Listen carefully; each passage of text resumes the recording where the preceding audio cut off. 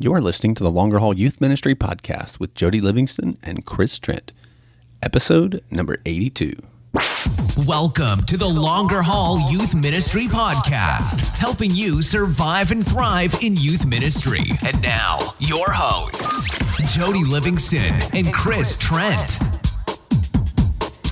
Well, hey, everybody. Welcome to the show today. Thanks for tuning in and listening wherever you are and wherever this finds you. Thanks for making this podcast today a part of your day. If it's your first time checking out the show, welcome. We are glad you're here. And if you're coming on back, well, welcome on back. If you have not already, make sure you subscribe to the show so that you can get the episodes as they come out each and every week. So wherever that is, iTunes, podcast player, make sure you subscribe to that. You can find us on social media pretty much wherever at Chris Trent, at Jody Livingston, or of course over on the Facebook at The Longer Haul, and even in the super secret podcast group. And so if you have not already joined that, you should head over and do that. Great interview today. Chris jumps on with Dan Navarra to talk about the new youth pastor compensation survey that's just been released. Man, you're going to want to take a lot of notes for sure. Also, make sure you stick around to the very end where Dan gives you some great free resources as well as a really cool webinar that's coming up for you that we know you'll find really, really helpful. So make sure that you don't bug out early on that. Good interview today. Also, we just want to take a moment to thank our sponsors, YM360. So head over to ym360.com, check out all the stuff they have there. Whatever it is that you're looking for and needing, they've got it, whether it's small group curriculum, camp resources, mission trip resources, just tons and tons of good stuff over there. Good people. We love them and are grateful for their support of the show. So if you like the show, especially, make sure you tell them thanks for supporting it. Also, make sure you use the promo code LONGERHAUL, and you will save yourself 20% as you head over there. Also, special thanks to the Student Ministry Network, the folks down at the Georgia Baptist Mission Board who have come along to help support us as well.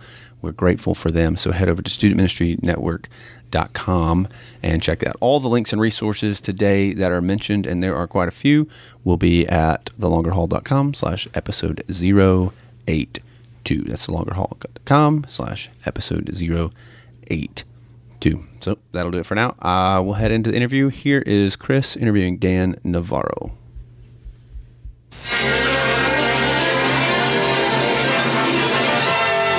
And now we're pleased to bring you our feature presentation. Well, hey, Dan, thanks for hanging out on the Longer Haul, man. First time on. What's up? Yeah, I'm excited to be here. Thanks for having me. Yeah, so full disclosure, you and I, we totally don't know each other. I don't think we've ever met at a conference or anything. If we have, I apologize, but I don't think we have. Is that right? Yeah, no, I met you on Facebook like 2 weeks ago, and that's been the beginning of a beautiful friendship. Well, let's talk about Dan for a second. How you had youth ministry? You're a youth pastor. If I'm right, you're a high school pastor out in California. Yes. How did you get into youth ministry? Are you a product of youth ministry? Are you a church kid or not? Or what's up with that? Cool. So I was not raised in a Christian home. I was raised in a good home. My parents got saved when I was a third grader as a result of me singing in the only free children's choir in town, which was at the church.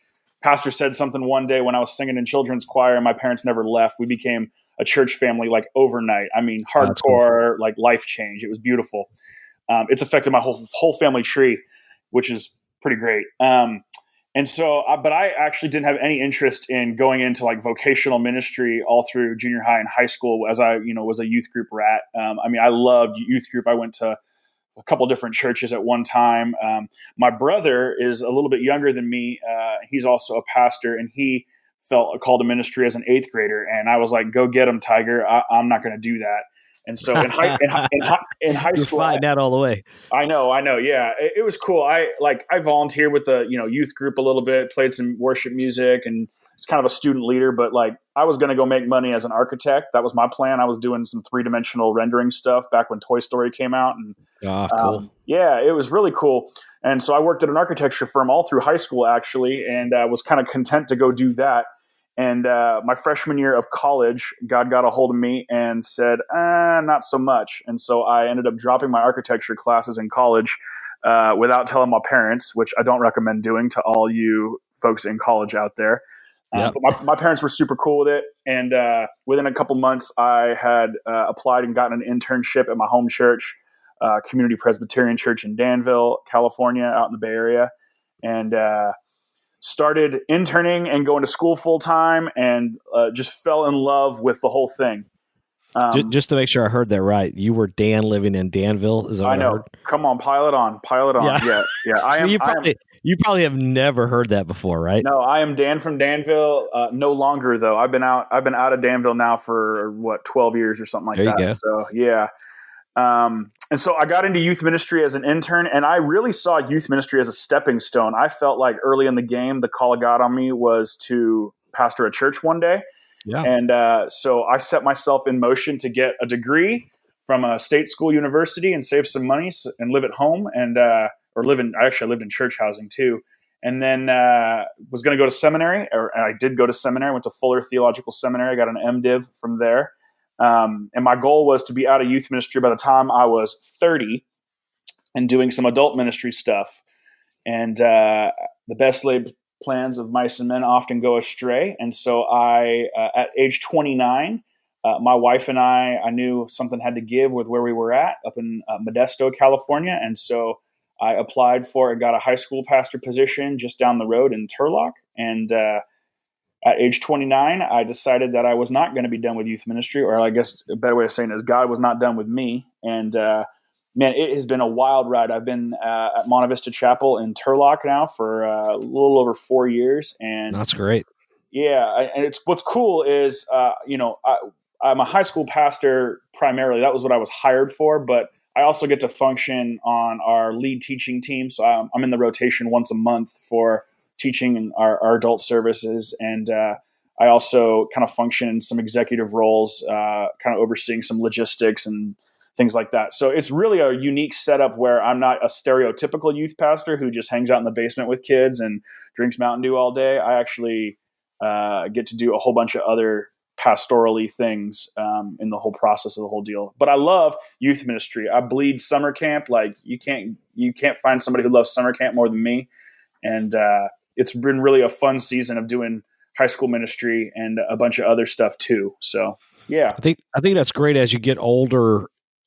If you when we talk about longevity here on the the long haul a whole lot, and obviously it is nice as you get older if you have other giftings or other desires. It really is awesome when you're able to flesh those out in some ways. Like, so it's cool to get to, to hear somebody say, hey, like I still love youth ministry. I want to keep doing youth ministry. I want to keep doing summer camp, but I also recognize that I have to have a gifting in teaching and I want to teach, so the fact that your church is giving you that outlet, including leadership, giving you some abilities to do some of the leadership type thinking, vision type thinking, and even managing some as well. So that's really cool. Yeah, it's pretty unique. We have 12 pastors on staff at our church, which I know is a high number given the data that I collected. A vast majority of youth pastors are the second pastor at their church, and so they end up functioning as everything when senior pastor's gone or things like that. It's really cool. Our boss says, man, I keep your job description on a whiteboard. It changes as the Lord leads, and so if you feel tugged in a certain direction, or man, you feel like God is inviting you into something new, we want to see you try and pursue that and see where that goes and keep that kind of open-handed. And so it's been really a beautiful picture of the kingdom. I think that it doesn't matter really what my title is. I get to care for widows and, do funerals and serve communion and baptize kids and do a church leadership class. Like I can do it all. So it's kind of a cool situation.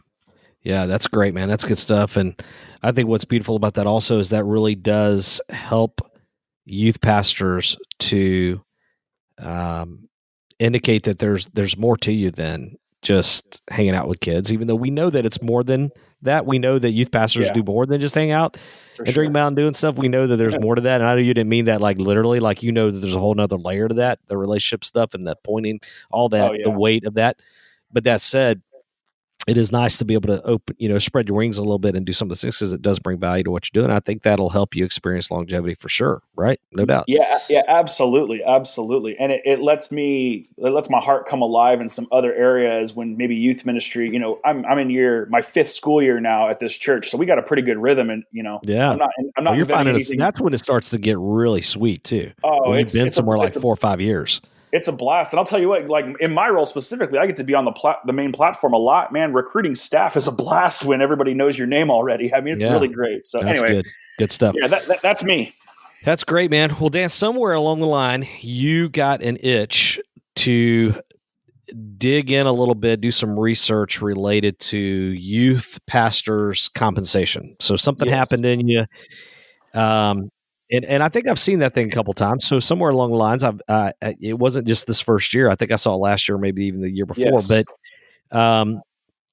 tell us kind of what stirred in you that caused you to do a little research there, and then we can jump into this year's specifically. Cool. Yeah, it's kind of been a combination of things. So the first thing I think that helped me pay attention to this was my dad was in management in hospitals for a long time, and so he did a lot of hiring, firing, annual reviews, promotions, things like that. And so he was always in my ear saying, son, places don't pass out raises. That's not how you usually get one. You got to ask. And so that, I think, tuned my antenna up a little bit to compensation and why some people may not pay attention to compensation. And then, applying that principle to ministry and understanding every dollar that goes into my paycheck's a dollar that's not going somewhere else that the kingdom may need. And so there's this kind of martyrdom that can happen and things like that. But really what it came down to was I'm 32. My situation was changing rapidly. My wife and I got married. We moved to a more expensive city to live in Turlock, where our church is. And at the same time found out we got pregnant, our second pregnancy, and it happened to be twins. And so now I had 2 babies coming to already go with one boy that I had. And so all of a sudden it's like, holy smokes, I'm like 28, 29, 30, and I'm growing up quick.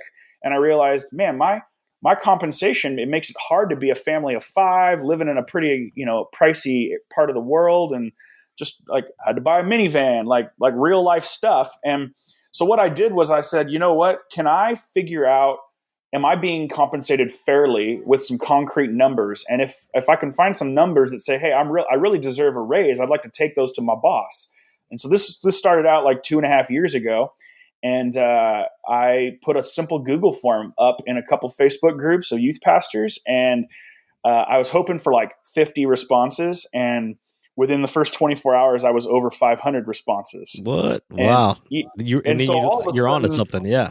Yeah. And so I was like, ooh, this is a pain point. And it had about 25 or 30 questions. So it was a pretty robust form to begin with. Like I was asking for housing allowance and Social Security and all kinds of stuff, not Social Security numbers, like opting out of Social Security. Yeah. And I found it was a pain point. And, within a few days, weeks, I had like 1,000 respondents.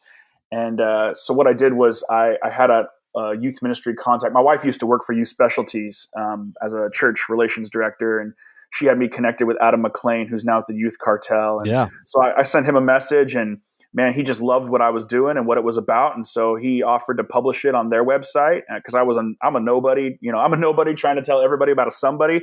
And so I really was a nobody. And so Adam was gracious enough to edit and publish the first survey results and send it to his email list and things like that. And man, it just took off. And so we did it again. Within 24 hours of the report going live, I was on the phone with Christianity Today, and they wanted my data, and they wanted to talk about how we got it was super cool. Yeah, they wanted really cool. They wanted a long-term partnership. And so now all of a sudden it's like, man, people really want to know about this. And there's just nowhere, like all the data is old that's out there. And, it's not usually centered around youth pastors and, people who are starting out in ministry, a lot of it. Yeah. So I just tried to help. And that's kind of how I got into it, and I became pretty passionate about it. So what's cool is that's led to you. And so is this the third one, the one that just came out? Is this the third one then, or the second one? It's the second one. It's the second one. Okay, so it's a little confusing. We do the survey in 2018, and the results dropped in 2019. Yeah, of course. That's why. Yeah. So really, this is sort of the lessons learned from the first one that you kind of threw together. Now you've taken all that you learned from that, and that's resulting in what we're looking at now, right? Yeah, it really what it amounted to was I went from about 30 questions to 50 questions, added in some stuff on location, geography, zip code, state, and then more information on gender and race and things like that. So it got more specific on the type of person and the profile of the person.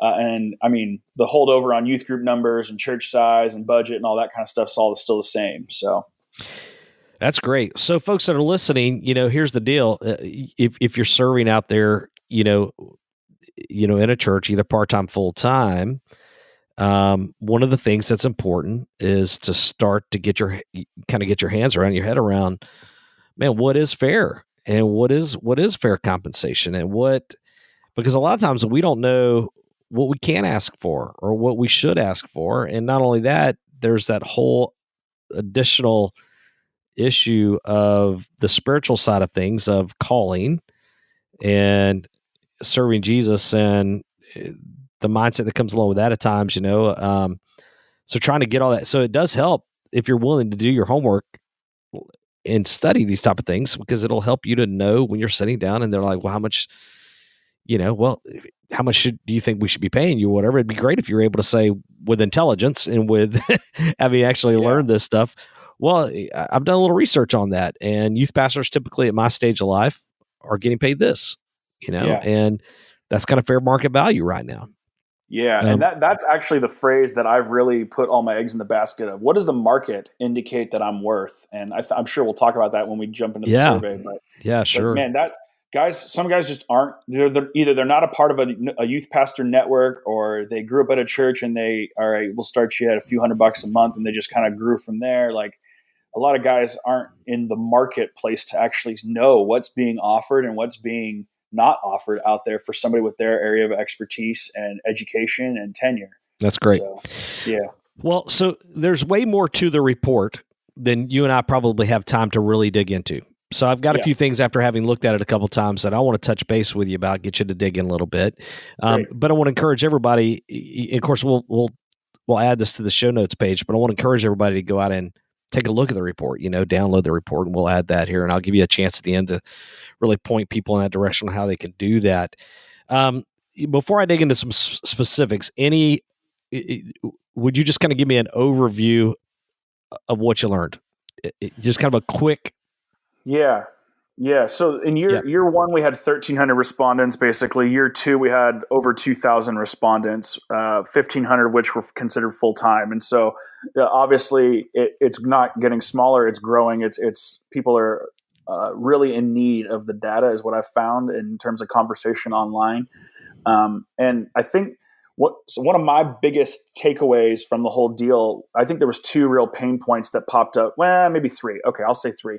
One was the gender wage gap. It is more difficult to be a woman in youth ministry than it is to be a man when it comes to compensation. That's just what the numbers say. And I realize, we swim in a wide theological river, and some people don't even think women should have a business in that. And whatever. That's not what I'm about. I'm just saying, if we're all things equal, then we should be equal. And then I think the second thing is realizing that a ton of youth pastors don't even have annual reviews, which is the proper place to ask for a raise and to talk about compensation with your superior or your board or something like that. I mean, the numbers were staggering on that. Like 80% of youth pastors didn't have an annual review in the last year. Wow. We have two. I'm sorry. Yeah. No, I got it wrong. 80% did not ask for a raise. 64% did not have an annual review. Okay, I got you. Yeah. And I'm like, well, those are definitely correlated together, because if you didn't have an annual review, chances are you're not asking for a raise, because you just don't walk in your boss's office and say, "Hey, I got something to talk to you about," and drop a bomb like that on them. Yeah. So that was kind of one of the things that I realized: we're not being managed well, we're not being reviewed well, and that kind of squashes the conversation.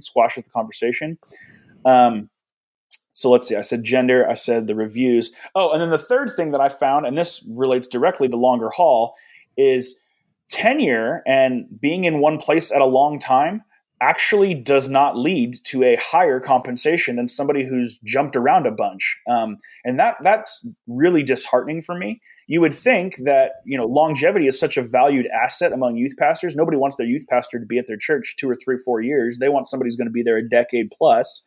And yet the people who have tenure, who have been at their church for 10 years and haven't, had other jobs, the numbers say they're making significantly, like 10 to 15% lower than guys who get into, the 5-year bracket or gals get in the 5-year bracket and then take their 5 years of experience and go down the road to somebody who's willing to hire them at a higher rate. And that was the part that's really troubling for me. And I think it relates directly to longevity. We're actually incentivized, according to my data, to not stay in one place for very long, because my experience is worth more down the road to somebody else. And that to me is really troubling for our industry. Like, give me a reason to stay, right? Pay me what the market indicates I'm worth, and then I won't have to go look for another job to get the raise that my experience says that I'm really worth. Yeah. So that was one of the things I wanted to do a deep dive in. So let's jump in there for a minute. Let's jump into this twist on tenure. I think is the title there for that particular section. Yeah. That was troubling for me too. When I read that, I was like, dang, but it makes sense, right? Because we do see youth pastors leaving, often. And often that is tied to the fact that I can make a little more, not always, but often it is tied to the fact that I can make more money if I go over to that place or if I move to that place. And there's this constant, turnover that seems to be taking place. And I think it's fair. And your numbers are showing that one of the reasons for that could be tied to money. Right. And so I think more specifically than it being tied to just the pure dollars. Yep. Is youth pastors, a lot of them it's their first ministry job, and they start out as a traditional W-2 employee, no housing allowance, and a lot of them are single when they start, and so they don't need family medical insurance, they don't have a spouse or any kids, and then all of a sudden over the 5 years between 25 and 30, they get married, have a family, buy a house, and realize, holy smokes, now I got to pay hundreds of dollars a month for my kids' medical insurance, and my already small salary is shrinking, not getting bigger. And so they go, oh man, I'm going to go look for another position where they offer family medical, or they want a married couple with kids, and so they've got a package that lets the spouse not work and things like that. And so it's kind of a little bit of a trap, like in a sense. Yeah. So one of the chapters in my book that I talk about is, man, if you want to experience a life of longevity, I talk about living a life of simplicity. That you have to understand that when you're 25, it's a little bit of a badge of honor that you don't make nothing. that you make nothing, that you make, and you're like, oh yeah, I mean, I make live and it's okay then. But all of a sudden when you have kids and you have family and you start wanting to take vacations, that's when it's going to be really helpful if you've made the decision to live a life of simplicity so that you are able to afford to live, because youth pastors really are never going to make a killing. However, I think you're talking about something a little different here, which is now we have to start to weigh the balance, if I'm understanding that right, of, okay, well, is it worth the strains of having to move my family a whole lot and how that's going to impact my kids over and over and over again? Is it worth giving up the incredible fruit that comes from being in a place for a long time in order to make, a little more or even a lot more money? And that creates a real challenge, I think, there. So what do you think is the answer to that? What are some, as you've processed this and you've had these conversations, what do you think a youth pastor can do to help change that a little bit in terms of not having to leave? Yeah. So I think the first piece is, full transparency. It's actually having an annual review. I think that is one of the first steps that's you good. can do in terms of, because let me back up a step from that. What happens is, oh man, I have a kid, and now all of a sudden I've got medical coverage or whatever. I'm saying, my instance, I had to buy a minivan, right? Right. Okay, I gotta buy a new car. So that's an expense that does some things to my finances. Now I have two choices. I can suck it up and deal with that internally with me and my spouse, or I can, say to the boss, hey, life is changing. My cost of living just went up drastically. Like, can we talk about some compensation? And what happens is and this isn't always the truth, but what happens a lot of the time I've found, and this is true in my story even, if I don't talk to my boss or my board about my compensation, I have a tendency to drop a drop of water of bitterness in a bucket. Mm-hmm. And because I don't feel like they're aware of the strain that my life is going under as it's changing so rapidly in my late 20s and early 30s. My household income, if you chart that and my household expenses, it's ugly, especially out here in California. And so what happens is if I don't talk about it outside of my bedroom with my spouse, I have bitterness that starts to creep in. And the more drops of bitterness you put, one more youth event, one more church event. And it's like, man, but I'm getting low compensation for all this sacrifice. And now I'm not home with my baby. Like, come on, hang on a second. The bitterness creeps in, and what happens is enough drops of water in that bucket. Eventually, the bucket gets pretty full, and what happens is a lot of guys and gals kick the bucket, and they say, "Forget it, I'm out."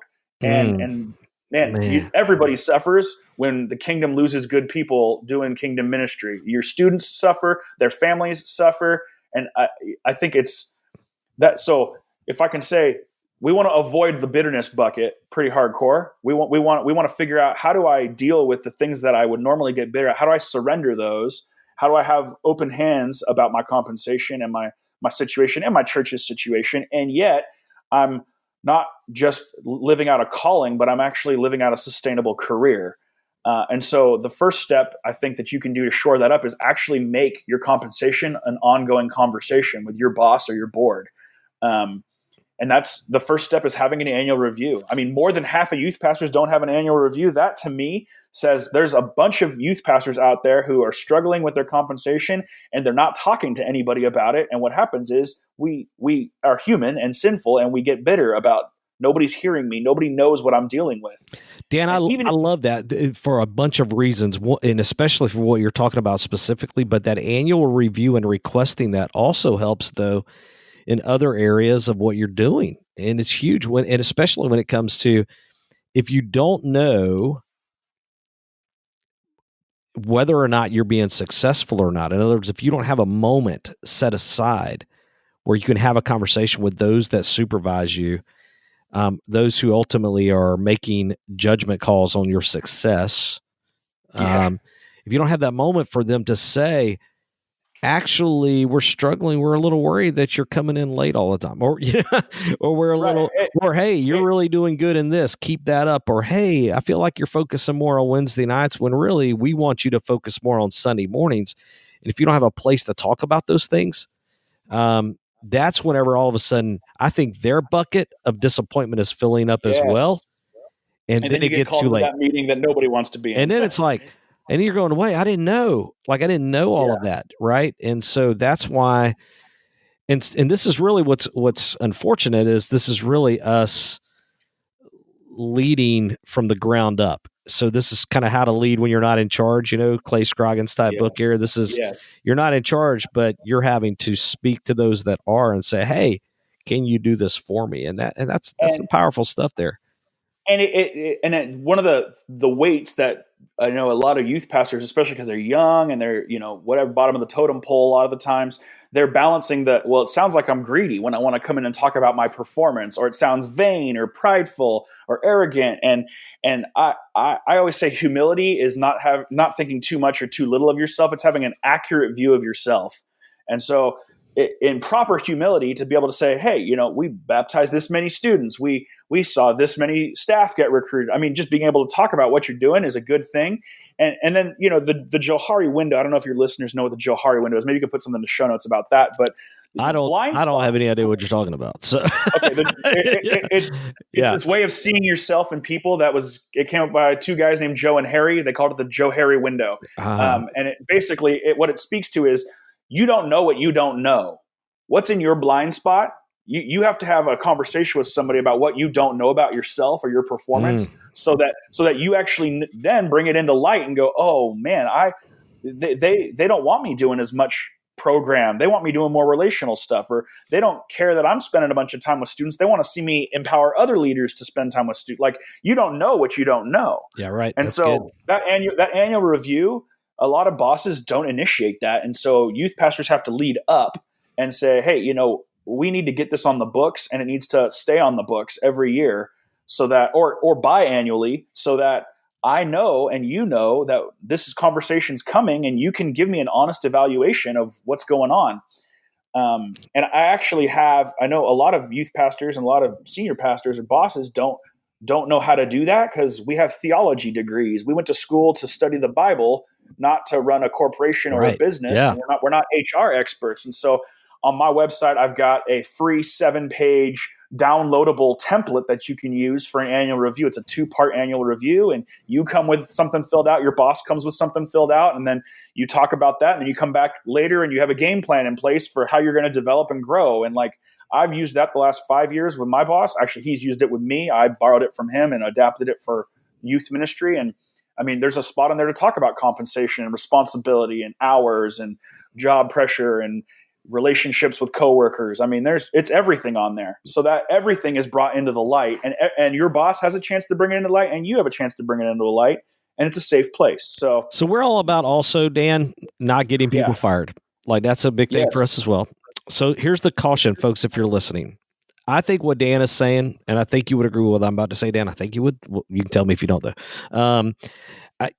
I think in most cases, this is a great idea. This is something you should be able to, in most fairly healthy situations, this is great, right? But I would just say, if you're out there listening, though, and you know that your pastor is in a really bad place right now, or things are just unhealthy, very volatile, and that he would look at you like you're just a knucklehead or like have lost your mind if you come in with obviously pray about this, think through this, approach this in the right setting, not in an aggressive, you owe this to me kind of way, but in a way of true humility, just kind of saying, hey, I would love to just implement something like that. And I think in most cases it worked, but I would just say, as a caution, pay attention to your environment and make sure that you don't, if things are in a bad place, don't make them worse. So just try to be smart, seek out some counsel, maybe specifically about whether or not it might be a good idea for your situation. So, and that's really where I would say, sometimes it depends on your church polity, but I mean, doing this alongside an elder or a deacon or somebody in leadership who's not your boss, like having the conversation start there. If things with boss aren't going well, like there's other avenues for this. But what happens a lot of the time too is if your boss isn't doing real healthy, all of a sudden, they say poop rolls downhill. Like, that unhealth is going to have a chance of really affecting you, and then the bucket of resentment can get a little bit full a little bit quicker. Yeah, so sure, man. Yeah, something to be real careful about. Man, that's good. That's really good stuff there, Dan. Thanks for that. That's awesome. A couple other things in the report that jumped out to me here. Fire away. And it's a little one of these is a little bit of what we've kind of already talked about, but one of the things you discovered was that half of the folks that is it half that took the report or took the survey have been at their church less than 3 years. Is that accurate? Half of the youth pastors of the over 2,000 youth pastors in our survey, half of them have been at their current church location 3 years or less. Man, yeah. And we think that should, are you and I on the same page? We think that number should not be that. We think that should be higher. Oh yeah. Well, I mean, okay. I think it should be higher, but one of the problems is staying in the same place. Your salary, the numbers say your salary is lower. So I think one number needs to change first, and then the other number will, I think there's a correlation there. But yeah, we want youth pastors to stay in the same place. You want to see your 6th or 7th or 8th graders graduate high school, go through college, come back as adults and serve with your youth ministry. Like, that's a huge kingdom win, but it takes a decade to do that. Yeah. And that's bouncing back into what we talked about just a minute ago, which is going back to that. How do you continue? So you talked about the annual survey, but in that, one way to help shift that a little bit is to continue to try to figure out ways to not let staying in the same place for so long impact that salary in a negative way, but increasing that compensation. Yeah, and honestly, like, what I've found is, and this is my own experience talking. Yeah. I ask for a raise every year, and I don't get a raise every year. I get a raise when there's money to give a raise, because I'm asking for a raise. But what it does is it takes the conversation and puts it on the stove, even if it's on the back burner.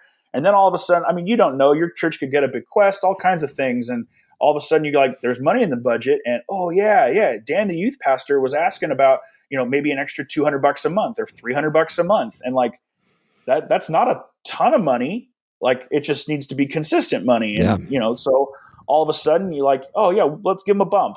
Even if it's 1 or 2%, if you get a 2% raise every year, like say you make 40 grand, you get a 2% raise, right? That's $800 a year. You can't go to Disneyland for $800, right? Right. Yeah.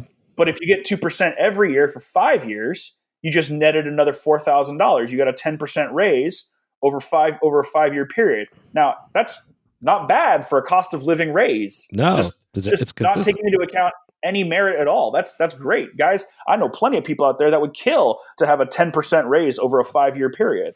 And so you're just setting the bar a little bit higher, a little bit higher, a little bit higher. Those big 20% raises, those don't come along very often, where your boss walks in and says, you did a great job this year. We're going to add a 0 to your salary. Like that. That doesn't happen to me.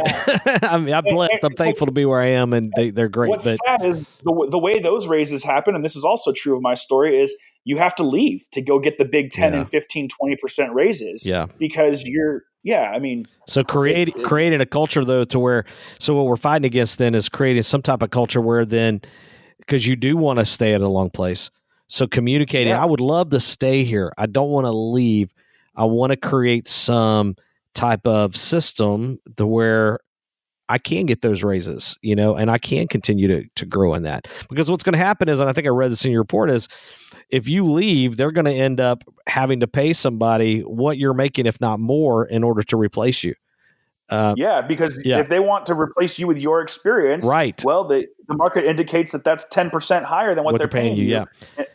So they're stuck. But Dan, to be fair though, now here's where I do think it's important that as ministry people, we sometimes remember, like this, for lack of a better way to say it, like the secular world or whatever, the normal work world outside of ministry. But that is consistent in as well, though, for people that are working in secular companies also, correct? Mm-hmm. Like, so this stat, what you call the twist on tenure, is fairly common in corporate world as well.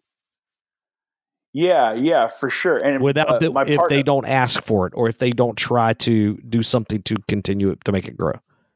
Yeah, because there's not a boss in the world that's trying to take in a for-profit business. They're trying to put that money in their own pocket. So, that's how business works. It's capitalism.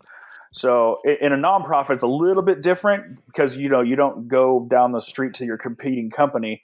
My partner worked for Apple, and what happens is people just get hired away. They come back 6 months later and they would have the raises that they need. I know several people who do that in the real world, the secular world. Yeah. And it's sick. It's sad. But that's a business. They're not worried about relationships nearly as much as we are. That's traumatic for our industry. Yeah, we got to do better. We got to find the right balance. And if there's a way as youth pastors that we can cast that vision to stay somewhere for a really long time, but yet be fairly compensated and help them to understand that, that's where what I love, why I love what you're doing is this gives us actual data, makes us experts in what we're doing, and allows us to communicate effectively, in a way that could hopefully help us achieve some of these things. So that's really good. it emboldens us also to know that our ask holds some power. When we ask for a raise, we're asking for it not arbitrarily. And then the other piece is, if you don't feel like you get an answer that you want, you get to honestly weigh, do I think I could go somewhere else and have more longevity because of a healthier compensation situation? And it's not all wrapped up in dollars and cents, but it's a slice of that pie that we have to weigh, especially as families grow and things like that. I mean, student loans kick in, all that kind of stuff. Yeah, it matters big time. Well, hey, how about this question then? Maybe a little bit of a change here in Sure. topic here. Honest question: is it an oversimplification? As I've looked at the report, is it an oversimplification for me to say that ultimately ministry is somewhat consistent with corporate America, world, the world, secular world, whatever, in the sense that ultimately the level of education, the level of experience, those things are ultimately going to impact positively, or at least not get in the way of you continuing to make more money. Does that make sense how I asked that? Yeah. It's not an oversimplification. I don't think I did it on this year's report, but on last year's, I actually made the point that of people who are 20-year veterans, the split on who has their master's and who has their undergrad is pretty even. So it's not necessary that you go to seminary if you want to be a long-term youth pastor per se. But almost all of the 20-year veterans, it was like 95% plus, all had a degree. Right. So like education is definitely tied to longevity for sure, because I mean, the reality is churches that want to pay top dollar for somebody want them to be as qualified as they can be. I mean, that's the way it works in the real world, or it's the way it works in the church world. Yeah. And one thing I've learned over the years too is, and so as I have opportunities to mentor, younger, right out of college age, folks, I'm like, man, go to school while you can, like, get your college degree. And if it's all possible, if it can be in the cards, and if God's not like steering you away from this, just going ahead and continuing your education, trying to knock out that master's degree, whether that be seminary or some type of equivalent. It's not that God can't use you without that, but man, oh man, it's important because it at least eliminates that as a potential roadblock later on down the road. When you're 25, 30, it may not matter. But when you're 45 and you're wanting to continue, I can tell you as a 48-year-old, having that seminary degree for me matters because it opens doors, and it also doesn't shut doors. That's the way I would say it as well. Because there are some churches, where I serve, Johnson Ferry is a great example of that. We have a 3-tier sort of system where we have ministerial level, like a program associate level, and then we have support staff level. College degrees are required for all of those levels. But from a ministerial standpoint, seminary or an equivalent is a prerequisite, period. And there's nobody on staff that is, and it doesn't matter experience even, and now that could be debated whether or not that's good or bad, but it's the culture that I live in, and it's the church I live in. And I know lots of churches that function in. Now, it may be kind of a Baptist-y kind of thing. I don't know. Maybe that's a Baptist world kind of thing there. Maybe that's not true in some of the other settings, but for us, I'm telling you, man, it's a big deal. I think one of the things that some people go through this process, especially like college age young, 18 to 22 type folks who are looking at ministry, they're like, okay, I'm going to get my degree. I'm going to go to seminary. Then I'm going to start ministry. And graduating at 24, 5, 6, whatever, with a seminary degree, but not having any experience under your belt is a recipe for a little bit of a disaster. That's equally detrimental. I agree. Yes, it is. You nobody wants to hire somebody who learned how to serve the church in a classroom only. Right. It's a boots on the ground type of relational ministry, and so I really recommend that. Yeah, get that degree, and please. Work part time, work part time, and work your way up, or do an internship, or whatever you got to do. And then the other piece of this is a lot of churches and even denominational bodies will give you money for school. Right. Yeah. They will pay for your books. They will pay for all kinds of stuff. And because here's why, and this is why it's different than salary. For one, salary comes out of the general fund every single week or every single 2 weeks or whatever it is, every month. And so that has to be given off of giving to pay for your salary. But to pay for school 4 times a year for a few years or whatever, that's going to come out of a designated fund a lot of the time. And that money's been sitting in the bank. Somebody died or whatever, and they left the church some money and it was earmarked for education. This happens all over the places and people don't even know. They don't even know it's an option. And so asking your boss or your board, hey, can the church pay for this many units? This is how much dollars it's going to cost. Can they do that over a 2-year period or a 4-year period? Because it's not a long-term commitment, it's a short-term commitment. And that's a great investment in you. And it's like free money for you, because then you don't have to take out a loan. I mean, it's that I got over $50,000 in support for my seminary education. I mean, my degree from Fuller is like 65 grand. Yeah. And so well, that's huge. I'm not paying on that. Yeah. It's like having a second mortgage, if I was to take a loan out on that whole thing. So anyway, that's good. Yeah. Dan, would you agree that one of the keys to all of this, then is, man, as folks are hearing these things and we're going in and asking for, hoping for, trying to create systems that will lead to better compensation, that if that's true, one thing we need to make sure though is that we're good, like that we're working hard, we're striving to be excellent, and we're doing our job. Do you think that's a huge part of it? Yeah, well, my answer to that question is yes. We should work like we're working for the Lord, because we are working for the Lord and everything that we say and do. But I also would say, do not shy away from an evaluative conversation if you feel like you're not doing a good job, because you don't want to just come and talk about performance and money when things are going well, because that looks really vain, right? Oh, I'm doing great, you should pay me more. That's not the conversation we're trying to have. We want it to be a conversation, and you want your boss to be able to say, hey, your performance this year was not what we needed it to be. Here's how you can improve, and then develop, grow. That's the whole point of the coaching. It's a coaching conversation. It's not just asking, can I get more money?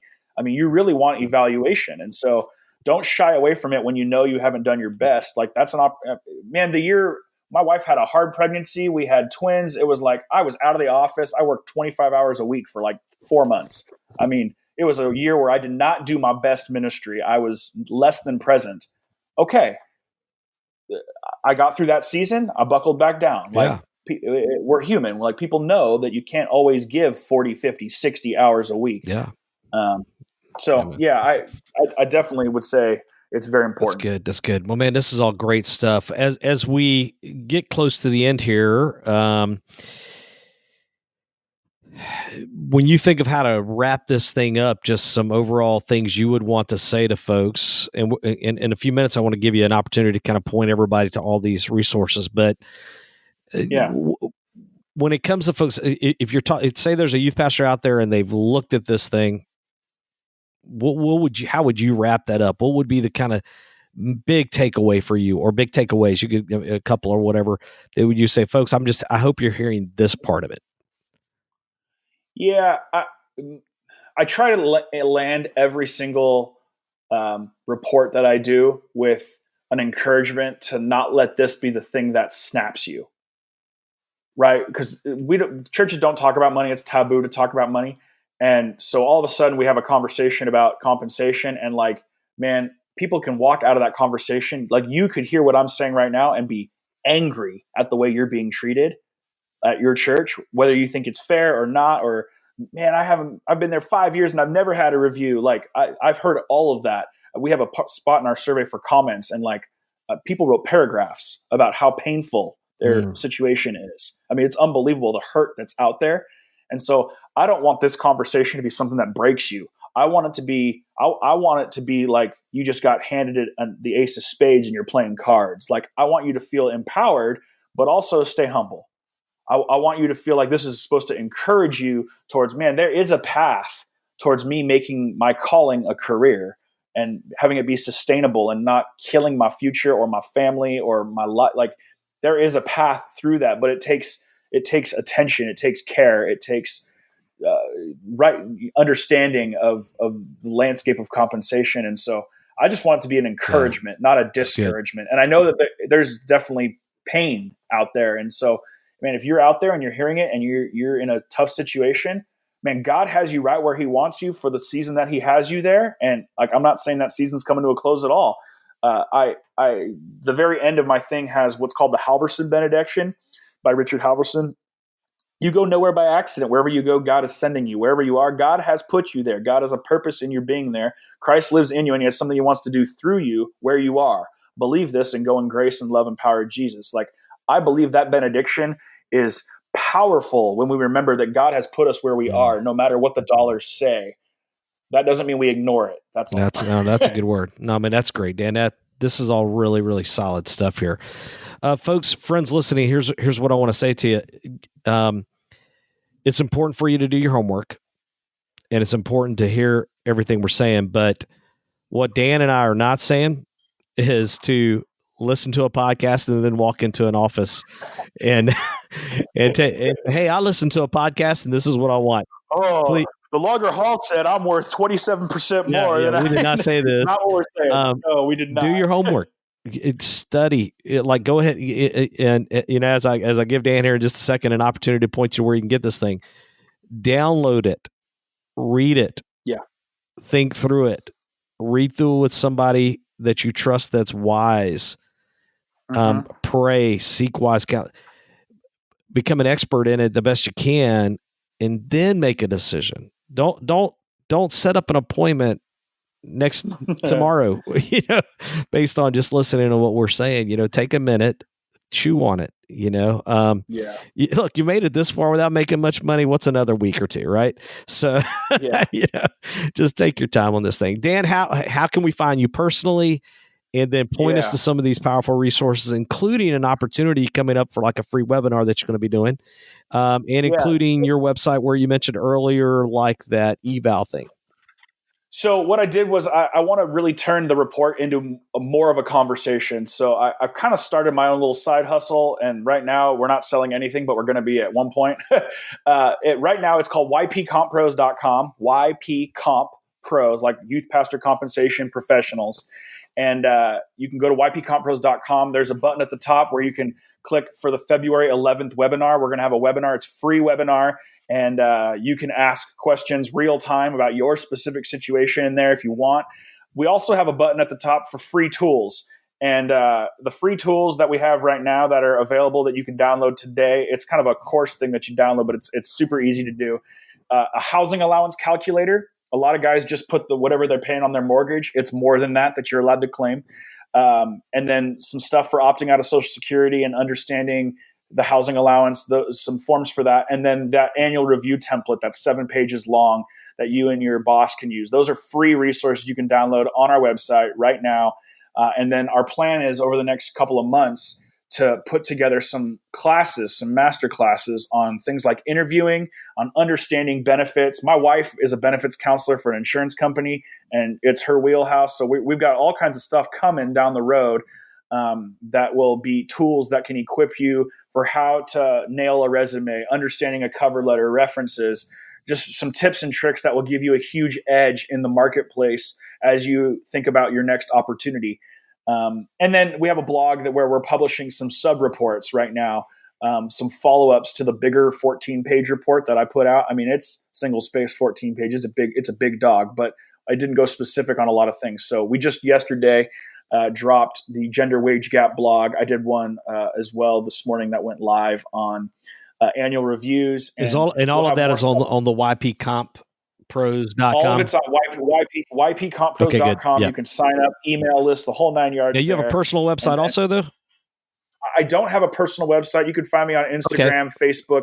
I'm at Dan Navarra, Navarra. Awesome. Google me. I pop up there. And so the YP comppros.com, that's where you can also find the eval stuff that you could do potentially with your boss as well, right? Yeah, it's right there. Under it's that right free there resources. Free That's great, man. That's good. Cool. Man, this has been awesome. This is a great conversation to have, and I think one of the keys to longevity, man, is understanding that all of this stuff really does matter. and we need to take the time to educate ourselves in things that aren't always easy to understand, housing allowances and what should I be making and cost of living. It's called being a grown-up, folks.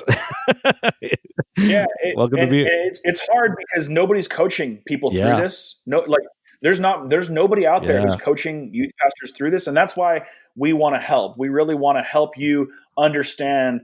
Like, I mean, when I discovered what the housing allowance was and what opting out, like when I discovered those things, like this doesn't even cost my church more money, but it puts more money in my pocket. Yeah, like I was like, I can't wait to do that. And I didn't even know it was an option for me until I stumbled into it. And so I'm trying to help people not make the same mistakes that I did. That's good, man. I want you to laugh. Good stuff. That's great stuff. Dan, thanks a ton for, man, I'm sorry Jody wasn't on. I should have told everybody at the beginning, but Jody he lives in California now. And so he's totally, I think his in-laws are there for the first time since he moved out there, a couple months ago. And so he's trying to make a big first impression as we're recording this. Yeah. And so he wasn't able to join us. So we just decided, but I wanted to make sure we got you on because this is such a great topic right now, man. And man, thank you for doing this. Shout out to all the folks that are helping. You said Adam's helping you get this done. So those folks, man, the Youth Cartel for supporting you in this, man, that's huge as well. So encouragement to those guys. Very cool.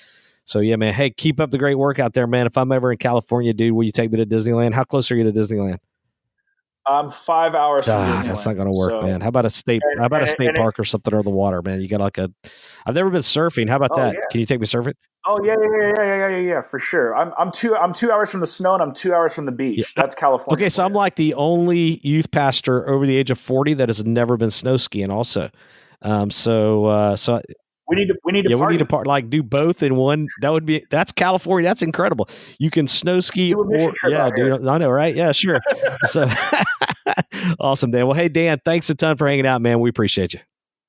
Thanks so much for having me, guys. Man, well, there you have it. Man, great interview there with Dan. I hope you will take advantage of those resources, especially the webinar if you're listening to this when it comes out. Be sure to head over to the show notes page at thelongerhaul.com/episode 082. We got links there for you for all of those things.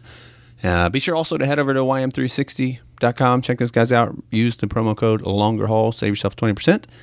And as well as the Student Ministry Network. And so we'll be back in the next episode, Chris and I, tackling it together. We're grateful for you guys. Thanks for listening.